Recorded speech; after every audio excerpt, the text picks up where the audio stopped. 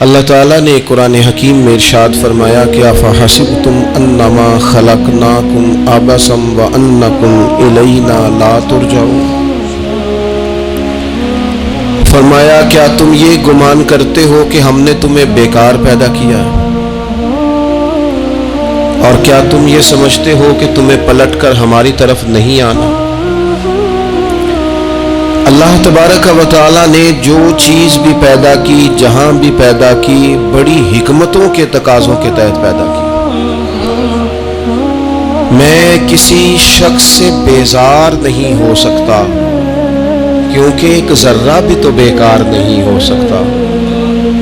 اللہ نے ہر چیز کو کمال حسن کے ساتھ دنیا میں پیدا کیا، اور انسان تو اشرف المخلوقات ہے۔ یہ تو اللہ تعالیٰ کی تخلیق کا شاہکار ہے۔ اللہ تعالیٰ نے اسے بڑی رہنمائیوں کے ساتھ، بڑی حکمتوں کے ساتھ، بڑے کرم کے ساتھ پیدا فرمایا۔ اس کو اللہ تعالیٰ نے سمجھنے کی، بات کرنے کی، اپنا ما فی الضمیر کہہ دینے کی صلاحیت عطا فرمائی۔ مالک نے اسے عقل، شعور دیا، اور جو بڑی طاقتور مخلوق نظر آتی ہیں ان کو اللہ تعالیٰ نے انسان کے قبضے میں دے دیا۔ کتنا بڑا ہاتھی ہوتا ہے لیکن ایک چھوٹا سا بچہ اسے لیے پھرتا ہے۔ کتنا بڑا اونٹ ہے، کتنی طاقت رکھتا ہے، لیکن ایک چھوٹا سا بچہ اس کے ناک میں نکیل ڈالتا ہے اور اسے لے کے گھومتا ہے۔ اللہ تبارک و تعالیٰ نے اسے اشرف المخلوقات بنایا ہے۔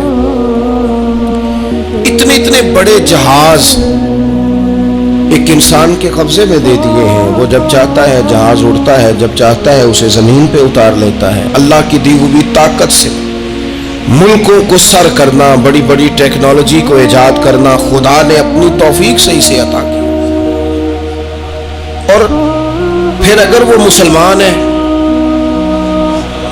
پھر اگر وہ حضور کا غلام ہے، تو پھر تو فرمایا کنتم خیر امت اخرجت للناس، انسان ساری مخلوق میں افضل ہے، اور میرے محبوب کا کلمہ پڑھنے والے سارے انسانوں میں سب سے افضل ہے۔ ان کو اللہ نے اور زیادہ فضیلتوں سے، برکتوں سے مالا مال کیا۔ یہ وہ مخلوق ہے، یہ وہ لوگ ہیں، یہ وہ امت ہے کہ جو صرف ارادہ کرتی ہے نیکی کا، کرتی نہیں، ارادہ کرتی ہے تو اللہ نیکی کرنے کا اجر عطا فرما بھی دیتا ہے۔ یہ ابھی پلان کرتی ہے کہ میں یہ کام کروں گا تو رب اس کا ثواب شروع بھی فرما دیتا ہے، لیکن پتہ نہیں کیا ہو گیا ہے لوگوں کو، نیکی کے ارادے کرنے چھوڑتے جا رہے ہیں، نیکی کی منصوبہ بندی کرنی چھوڑ دی ہے، خیر کے لیے پلان کرنا ہی چھوڑ دیا ہے۔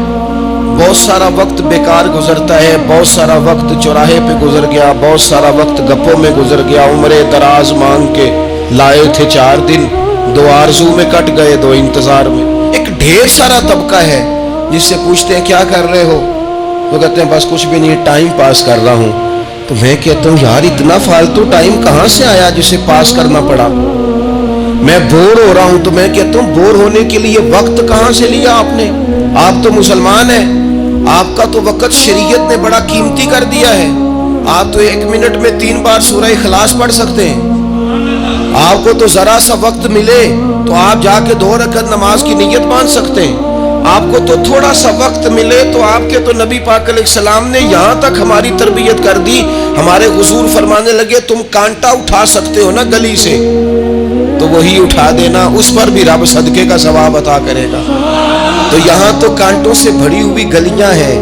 میرے نبی پاک نے تو فرمایا تھا کسی مومن کو بس خوش کر دینا، وہ چاہے لمحے کے لیے ہی ہو، اس کے دل میں راحت ڈال دینا، اسے تسلی دے دینا، روتے ہوئے آنکھ آنسو پوچھ دینا، اس کو کہہ دینا میں تیرے ساتھ ہوں۔ فرمایا مومن کے دل میں تم نے خوشی داخل کر دی تو 60 سال نفل پڑھنے سے اللہ تمہیں زیادہ ثواب عطا کر دے گا۔ تو یہ فارغ بیٹھنے کا وقت کہاں سے آیا؟ یہ بور ہونے کا ٹائم کہاں سے آیا؟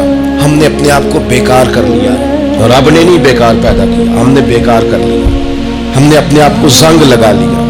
ملت کا وہ جوان جس کو چاہیے تھا کہ وہ خاندان کے 20 50 60 لوگوں کو لے کر چلتا، کفالت کرتا، نمائندگی کرتا، آگے بڑھ کے کہتا میں ہوں نا، گھبرانا نہ، وہ نوجوان خود دکھ سناتا ہے رو رو کے، وہ مجبوریاں سناتا ہے، وہ کچی کچی باتیں کرتا ہے، وہ کہتا ہے مجھے کالا جادو ہو گیا ہے، وہ کہتا ہے فلانے کی نظر لگ گئی ہے، وہ کہتا ہے چچا نے آگے نہیں جانے دیا، وہ کہتا ہے میں ابا جی نے صحیح تقسیم نہیں کی تو میں پیچھے رہ گیا.